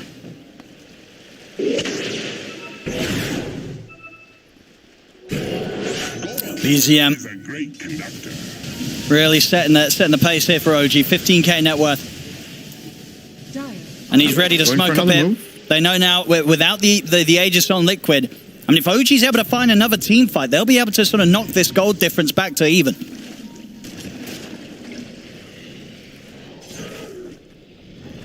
See who they can catch. And if they find Insania, he'll be an easy one. And Insania almost looking like he's prepared for them to try and approach from this angle. And if they did, he wouldn't mind tanking it. Pretty nice hero to have in this position, right? You're a 5, you don't mind too much if you die, but also when the enemy team does rock up and try to counter your wards, you actually have counterplay.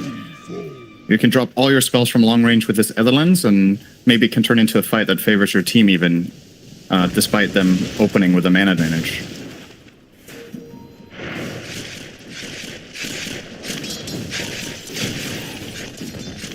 I think Liquid's going to have to really think about their next move. And they're going to feel it that OG have done a good job of holding them back, despite Liquid having that lead since the laning stage. The game definitely becoming much more complicated for Liquid to proceed to the next point now, especially with the Aegis gone. I wonder what you wait for. You've got the Chrysalis on Tiny, which is a huge bump up in damage here with the axe that he has. Uragi. Tease him with it here with a bit of a sleep dart. Nothing more to follow.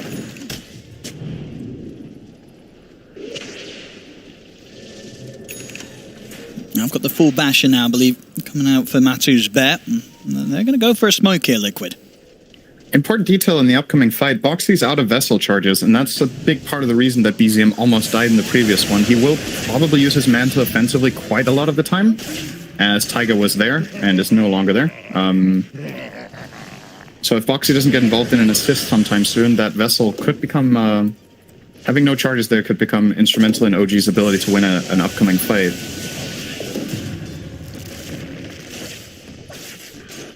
Let's see. For now, pretty calm. You know, you killed the Wind Ranger, but you're going to just use this to map control if you're Liquid. You want to wait for the next Roche, which is only 25 seconds away. Boxy is still on garbage duty on bottom lane. So the other 4 can play tight and play together, keep pushing out this wave mid with the Tiny Axe, which is another really amazing benefit of this, aside from obviously incredible teamfight damage. It gives Tiny a reliable way of pushing waves without showing, so it's very hard for you to jump him while he kills the whole wave, and it will kill the whole wave every single time. So difficult for OG to find opportunities.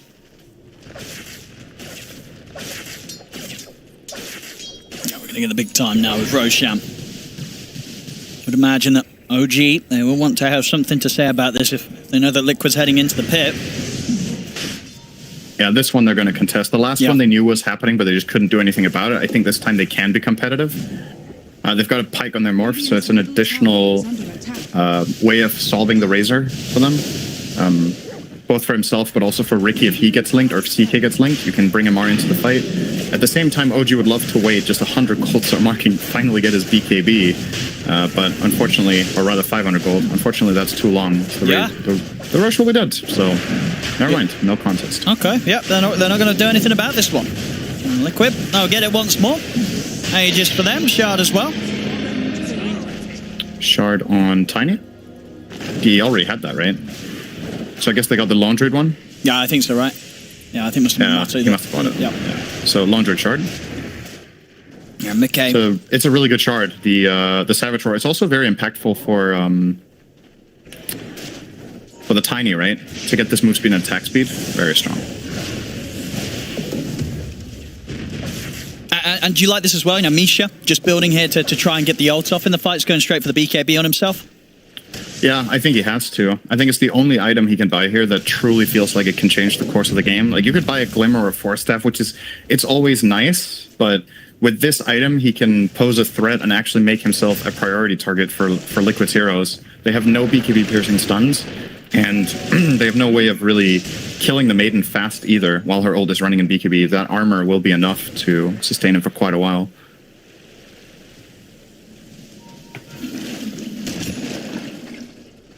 we're going to see a huge step up in the damage from Mickey in the next fight. You know, he's hit the level 20, got that bonus damage, plus 40%, and he's also got the full Daedalus, so... Yeah, unlikely that we see BZM able to pull off any more of those low HP situations if there's a whole volley of trees heading his way. That Shackle Shot from Taiga somehow didn't latch to the range creep, and that almost cost them a tower. That one will, though. It's going to be a dead bear. More than likely. They might Maybe be able not. to save it. Could get blown back up to the high ground. Put them back in. Fear's there, but it doesn't matter. BZM's got the burst. That's the bear gone. That's a resummoned. You can still just map control now as Liquid. Again, just notice how much value they're getting out of Dawn here. You just keep pushing bot, your other 4 heroes pushing top, and then you go back and clean up mid once in a while, and effectively you're playing a bigger portion of the map than the enemy team is. OG will try to make a move here. Good Shackle. Nice, good jump onto Zai. See the Solar Guardian coming in. See if they're able to heal Zai up. In time to get the BKB and the Lotus up. Over to the side, Misha popping the opposite. Immediately put to a stop by the Fear from Matsu. BKB and Lotus is out on Zai. Liquid, they're ready to turn around the fight now as they chase out Yuragi with the Static Link, but he's up to the high ground. Amar still trying to come in with the BKB. BZM into the Razor form. Will charge down Mickey with the Static Link. Mickey's able to kite it out finally. The Fear again pushing back Tiger. The trees are out. Tiger goes down. As in the river, Mickey with the Avalanche combo controls Amar. It'll be a dead CK as well. They kill off Zai, but now outnumbered. OG, they've got to run. The slows are out onto Misha. We'll see if BZM feels that he can have anything more to do in this fight. Doesn't look like it. He'll continue to retreat. The Avalanche tree volley catches Yuragi. The Fear's there to put a stop to the escape of Misha. Liquid, they'll clean up the team fight big time. They take 4, they only lose Zai. Yeah, really good response from Liquid there, and crucial in the middle of that team fight. It actually looked very close, like OG could turn that into a victory, but a Blink Shackle from Taiga just narrowly missed a 2-core connection, which would have set OG up to maybe win the whole fight and come back in the game. But that one not landing just spelled their doom. It was so easy for Liquid to turn around after that. But yeah, you're seeing that they're trying to jump Zai here at the beginning of the fight. But look at his itemization. He's got Shiva and Lotus. He's insanely tanky. If he is the target that they're going to initiate on, you factor in that he has 40 armor and a Solar Guardian. You don't have the magic burst to kill this guy actually right now. So I don't think this is the target that you want to start on, even if he offers himself up next to a tree. Excuse me. And it feels just so hard for BZM in these fights to carry. You know, he's got so much net worth. He is at the top, but it really is just, it's so incredibly skewed in terms of the split of value on the cause of OG. It's lonely at the top this game for him. he's nearly, pretty much is double the net worth of, you know, Amar and Yuragi, just to give a real scale of how different of a game BZM's having in comparison to his other 2 cores. You know, he's got so much to carry here, and it's just a little too much, it feels, unless he can pull off some insane moves. Smoke here from OG. They're going to be looking for Matsu potentially. He has 40 seconds on the Aegis though, so this one wouldn't be as clutch as the other one. But they're going to find Zai. He has got BKB. Donald is ready again. He's got all his actives. Know if they can do the BKB's out. Yuragi's jumped in. He's got the tricks of the trade-off in time. Is he able to escape though? He's not. Yuragi gone. It's going to be Misha dead as well. Tiger having to escape from Boxy. Amar, he'll commit him for the team fight. He'll get himself in onto Insania. Won't be able to put a stop to the tree volley with the stun, but he's having to run with this BKB. The Bears chasing after him. They've taken down 2 OG, but they will lose more once again. They lose 3. Mickey with the cleanup. Similar situation. This time the trade for OG a little bit better, but they just need so much time to kill this Razor. Like, Morph is committing 10-15 seconds of that fight, just constantly fighting into the Razor, using Adaptive Strike, using his Pike offensively just to get in range for the final attack. In the meantime, his team is just getting absolutely pummeled. Everyone else on Liquid just has a completely free fight. Zai essentially tanked, I want to say like 80% of the damage they took that fight almost was probably on him.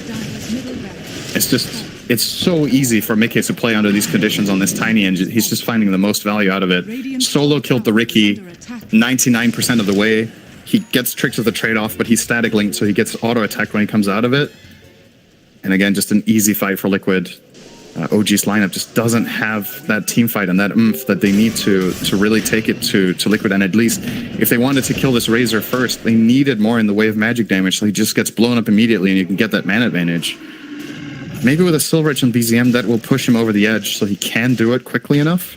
It's a quite significant damage increase. if he comes out of the invis. I mean, and it's just insane in terms of net worth. I mean, we see it now. You know, Boxy, he's more farmed than Yuragi and Amar. You know, you don't see this often at all in the OG games where, you know, Amar and Yuragi are behind the enemy's position 4. As now Liquid, they'll be ready to push up to the high ground. Let's see what OG's got to do to stop this. There's Yuragi. Already taken half his HP there to the combo off to the side. Yeah, had to Manta to get out, so that is not available for the next 20 seconds in case he gets rooted, or if he tries to perhaps dodge out. Oh, Amar, he's jumped in. Oh, that's... I mean, the bash is there into the fear. He's getting locked down. He'll put the BKB, but he's already dead. So Amar gone 70 seconds.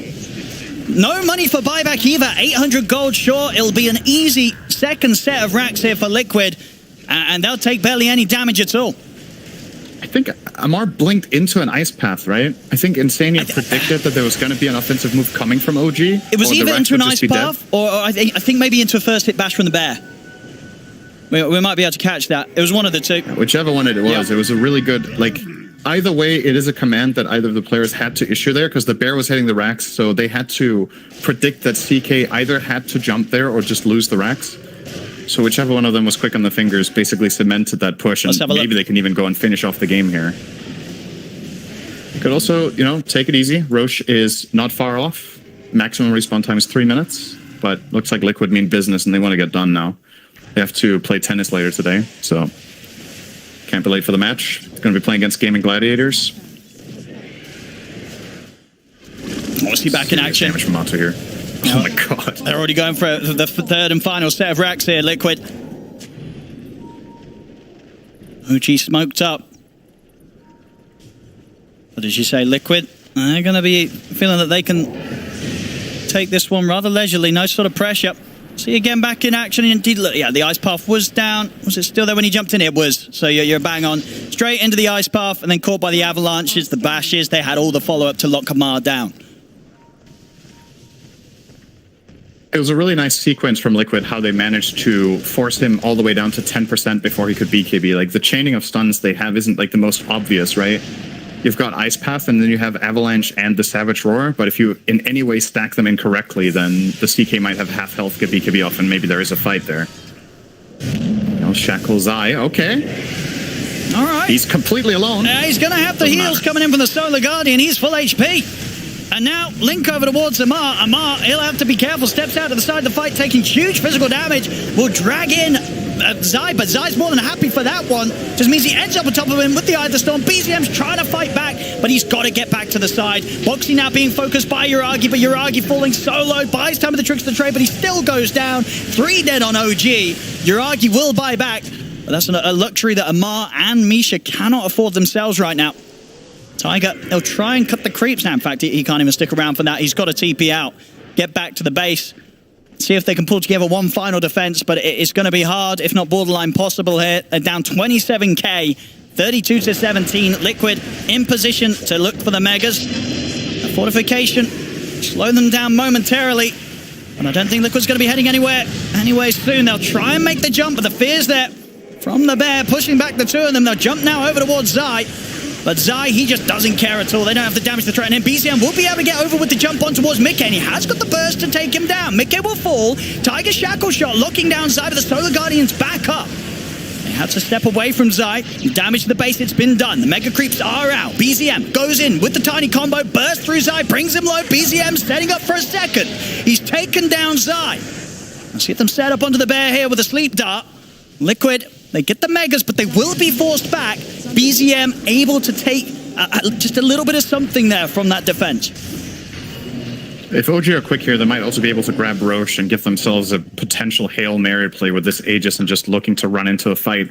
The problem is if Boxy isn't dead and is not getting caught, his Ags ult is just protecting them completely. There's no True Strike on the OG side, so it's really difficult for them to kill anyone that's staying inside that ring. They're predominantly physical damage, and that evasion is just too much. Well, the speed of the wind run will save Tiger. despite getting feared. Let's be careful. I mean, OG, they're trying to jump over towards this. BZM, he's in. He's going to go jump straight towards Matu. They catch him on the back lines. They've taken out Matumba Man. Now over towards Instania. The stolen ice spot. BZM turning into the Jakiro to set up upon him. They get the kills. Okay. And now Roshan's up. OG, 23k down, but now in a spot with 4 dead on Liquid that they can step into Roche. They can take this for themselves. And this is going to be a huge pickup as well, because BZM, you can see it. He needs to carry so damn hard here. He's getting the Rapier next. He's going to be able to have an Aegis to cover that purchase if he wants to commit for it. This is not over. It's obviously stupidly hard for OG, but I've seen worse Mega Creep matchups than the one they have right here, because BZM is this big and will be getting the Rapier probably before the next fight. Liquid need to not fall asleep here. This is throwable. It's not throwable by a lot. Good old Gaimin is giving them 99%. I kind of disagree with 99, if I'm honest. I do think this is with a Rapier in hand on the Morph, this is not that easy to close out anymore. I mean, when that 1%'s BZM, it's not a bad 1% at all, especially considering how hard he's played so far this game. He's playing out of his mind here. 29k net worth, doing everything he can to try and carry OG towards this game 3. And with this team fight that they just found at the end there, cleaning up Roche and then getting the Lone Druid kill, they actually swung the net worth by 10k in 1 minute. So, huge recovery for them. The Rapier is now complete. It's flying out to him. He's also going to get the Paladin. So, oh my god, it's dying to the creeps. Oh, yeah, it's shield. Oof. Could you imagine? Wait, is that hit going to land? Oh, well, it did arrive and drop the Rapier for him. Oh my goodness, that was... Okay. Yeah, I guess as long as it gets into the base, he will get his item, right? That's the one item that the courier can die with that you can still pick up together with the gem. A good job he wasn't doing the thing where you lock the components, because then both the components would be out of the game. Yeah, true. So that could have been scary, but he does get his Rapier. Oh boy. Well, that really is the thing, ladies and gentlemen. Do you believe in BZM here? Can he carry this game? He's done an excellent job of holding the game on so far. There's no doubt about it. If he wasn't popping off as hard as he was, this game would have been over 20 minutes ago. But keeping the game alive. And you cannot... The question is what Liquid are going to do to solve this morph now if they're going to buy a Scythe. So for now, they're eyeing up a refresher on Tiny, so they're going to have double tree volley and all the combos with 4 tosses. Okay. Razor has his refresher. I think Zai should probably get a Hex as his next item, and I think this one is looking a lot safer for Liquid. If they don't want to push right now and they just want to farm, that is the item, I think, for Razor to grab here. So like, just bide your time. You don't have to force into Aegis Cheese right now. As long as you have a good grasp of where OG are so you don't get caught off, you can still farm your items and progress toward a safer way of ending the game. And honestly, at the moment, I've got to say, Amar's holding on to the refresher shard. I'd be kind of tempted to give that refresher shard to BZM. You know what I'm talking about? 4 waveform across, waveforming 4 times across the team with that waveform attack targets. That could be pretty deadly. It is very good. The problem is what item are you? I mean, you've got Aegis, what item are you backpacking? right? You can backpack out one of the defensive items. Could set up for a big play. The problem is all of his defensive items kind of add to his mobility that he needs to deal the damage. Sure, right? to sort of get in position to get those big sort of angles. Yeah. But I see what you mean. I think you could maybe swap it in instead of the Manta, and then you can still use the Silver Edge to try to get in and just blast people with all the waveforms in a row, potentially. Oh, Mickey. He's going to jump in for this one. We'll be able to get the quick kill. We're going to see BZM look to commit in. He's going to keep himself held off to the side. He's trying to take down the bear, but Matu's bear bashing him, rooting him for now. BZM turns over towards Instania. That's 1 down. Taking out Instania, but he's losing his teammates. 3 dead on OG. It's just Uragi and BZM left alive. And Mickey will jump over with the combo. That's BZM down the once. They've got to come in with some sort of buyback. Amar, he's buying back, teeping over to try and help him. But the controls there, they surround him. He's able to waveform out. BZM will escape. He'll keep himself alive. But Amar did buy back for this to try and take the attention over towards him. He'll die for that. He's out. They're not even going to try a BZM in a zone. They'll just call it GG. It's done. Liquid. They'll take both games. The series, it's all theirs, 2-0. And with that, they are qualified for the major. Correct me if I'm wrong. I think that's a lock for them. They needed to win the series to be guaranteed top 4. I believe so, yeah. I believe this means they avoid sort of the tiebreaker situation. This, but I'm never wrong, and therefore that is correct. So let's have a look. I trust. I mean, you're the analyst, Finge. You know, you're the one that says Yeah. the So with smart this, stuff. so with this win, Liquid are now 5-2. Yep. Which is guaranteed minimum top 3. Yeah. So now they will probably play. They have a tie OG against OG for second place. Exactly. So, I mean, we'll definitely get to see if, you know, OG has a chance of fighting back. Obviously, with the current rules, indeed, rather than head-to-head, it is that the teams had to play again against each other to get the positioning. That is the rules. But yeah, today, what a series. I mean, OG, they really struggled. I mean, I would like to say things looked a little better in Game 2, but I'll be honest with you, I think only BZM looked better in Game 2. Outside of that, OG was having a rough day today, Sid. Yep, for sure. I mean, I guess Yuragi also looked better by comparison to his PL game, but in this game it's because Ricky can actually do stuff and his PL never got to play, so it's kind of hard to look in any way in game number 1. But yeah, I don't think this was OG's day. I also think in the strategy department this time around, they really got solved by Liquid, and this is something for them to, you know, go back to the drawing board, look at what happened, and make sure when you face Liquid again in a couple of days that you solve this problem so you can still get your second place finish. As for the rest of the board, this means that EU actually has 3 ties, right? So we have a tie for second. We have a tie for 4th, which is really important because that's the major slot, which will be Secret against Entity. And then it will be Goon Squad against Gaimin Gladiators playing for relegation. So honestly, all 3 ties crucial here. And I guess the biggest winner of today, in a way, aside from Liquid obviously qualifying to the major, Tundra, guaranteed top 1 now. They don't have to play a tie. They get all the points that they really needed. That's big and for I think now they might actually be a lock for TI as well because they got first in the division. So I believe so. Really good run out for them. I think Tundra are clapping right now.